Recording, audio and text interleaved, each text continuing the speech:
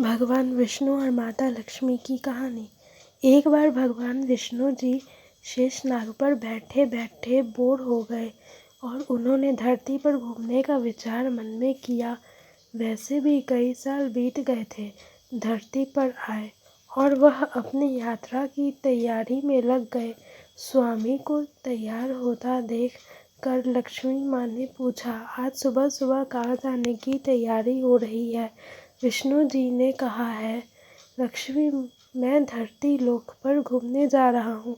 तो कुछ सोचकर लक्ष्मी माँ ने कहा, हे देव, क्या मैं भी आपके साथ चल सकती हूँ? भगवान विष्णु ने 2 पल सोचा, फिर कहा, एक शर्त पर, तुम मेरे साथ चल सकती हो। तुम धरती पर पहुंचकर उत्तर दिशा की ओर बिल्कुल मत देखना। इसके साथ ही माता लक्ष्मी ने हाँ कह के अपनी मान वाली और सुबह सुबह माँ लक्ष्मी और विष्णु धरती पर पहुंच गए। अभी सूर्य देवता निकल रहे थे। रात बरसात होकर हटी थी। चारों ओर हरियाली ही हरियाली थी।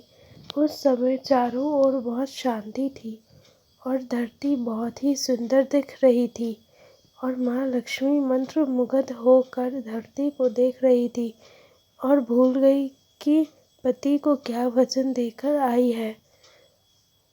वो चारों ओर देखती हुई कब उत्तर दिशा की ओर देखने लगी, पता ही नहीं चला। उत्तर दिशा में माँ लक्ष्मी को एक बहुत ही सुंदर बगीचा नजर आया और उस तरफ से भीनी भीनी खुशबू आ रही थी और बहुत ही सुंदर सुंदर फूल खिले थे। यह एक फूलों का खेत था और माँ लक्ष्मी बिना सोचे समझे उस खेत में गई और एक सुंदर सा फूल तोड़ लाई। लेकिन यह क्या, जब माँ लक्ष्मी भगवान विष्णु के पास वापस आई तो भगवान विष्णु की आंखों में आंसू थे और भगवान विष्णु ने माँ लक्ष्मी को कहा कि कभी भी किसी से बिना पूछे उसका कुछ भी नहीं लेना चाहिए और साथ ही अपना वचन भी याद दिलाया। माँ लक्ष्मी को अपनी भूल का पता चला तो उन्होंने भगवान विष्णु से इस भूल की माफ़ी मांगी। तो भगवान विष्णु ने कहा कि तुमने जो भूल की है उसकी सज़ा तो तुम्हें ज़रूर मिलेगी। जिस माली के खेत से तुम ने बिना पूछे फूल तोड़ा है, यह एक प्रकार की चोरी है। इसलिए अब तुम 3 साल तक माली के घर नौकर बनकर रहो। उसके बाद मैं तुम्हें वैकुंठ में वापस बुलाऊंगा। माँ लक्ष्मी ने चुपचाप सर झुकाकर हाँ कर दी। आजकल की लक्ष्मी थोड़े थी और माँ लक्ष्मी एक गरीब औरत का रूप धारण करके उस खेत के मालिक के घर गई। घर क्या, एक झोपड़ा था और मालिक का नाम माधव था। माधव की बीवी, 2 बेटे और 3 बेटियां थी। सभी उस छोटे से खेत में काम करके किसी तरह से गुजारा करते थे। माँ लक्ष्मी जब एक साधारण और गरीब औरत बनकर जब माधव के झोपड़े पर गई तो माधव ने पूछा, बहन, तुम कौन हो और इस समय तुम्हें क्या चाहिए? तब माँ लक्ष्मी ने कहा, मैं एक गरीब औरत हूँ। मेरी देखभाल करने वाला कोई नहीं है। मैंने कई दिनों से खाना भी नहीं खाया। मुझे कोई भी काम दे दो, साथ मैं तुम्हारे घर का काम भी कर दिया करूँगी। बस मुझे अपने घर में एक कोने में आसरा दे दो। माधव बहुत ही अच्छे दिल का माली था। उसे दया आ गई, लेकिन उसने कहा, बहन, मैं तो बहुत ही गरीब हूँ। मेरी कमाई से मेरे घर का खर्च मुश्किल से चलता है। लेकिन अगर मेरी 3 की जगह 4 बेटियाँ होती तो भी मैंने गुजारा करना था। अगर तुम मेरी बेटी बनकर जैसा रूखा सूखा हम खाते हैं उसमें खुश रह सकती हो तो बेटी अंदर आ जाओ। माधव ने माँ लक्ष्मी को अपने झोपड़े में शरण दे दी और माँ लक्ष्मी 3 साल तक उस माधव के घर नौकरानी बनकर रही। जिस दिन माँ लक्ष्मी माधव के घर आई थी, उससे दूसरे दिन ही माधव को इतनी आमदनी हुई फूलों से कि शाम को एक गाय खरीद ली।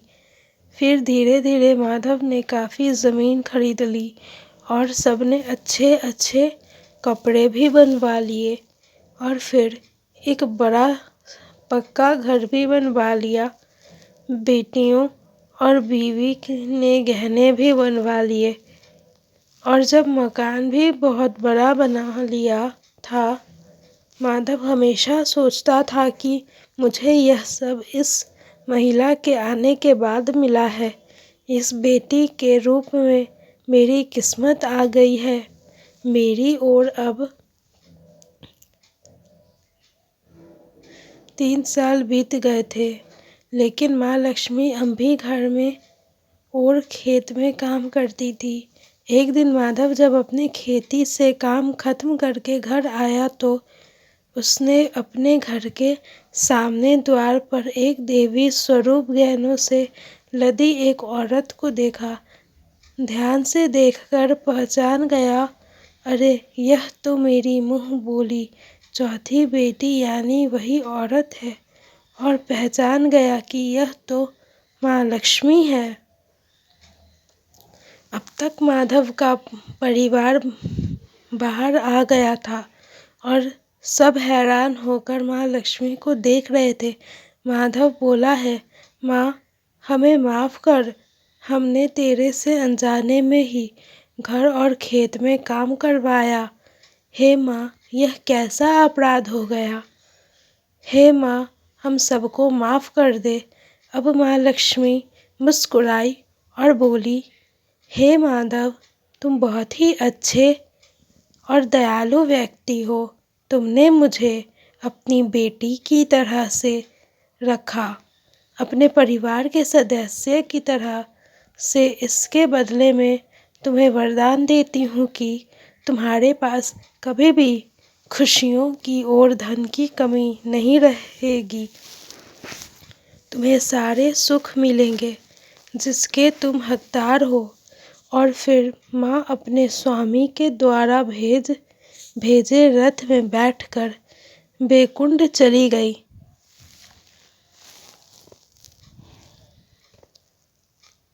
धन्यवाद। अगर आपको मेरी स्टोरी पसंद आई तो वीडियो को लाइक करें।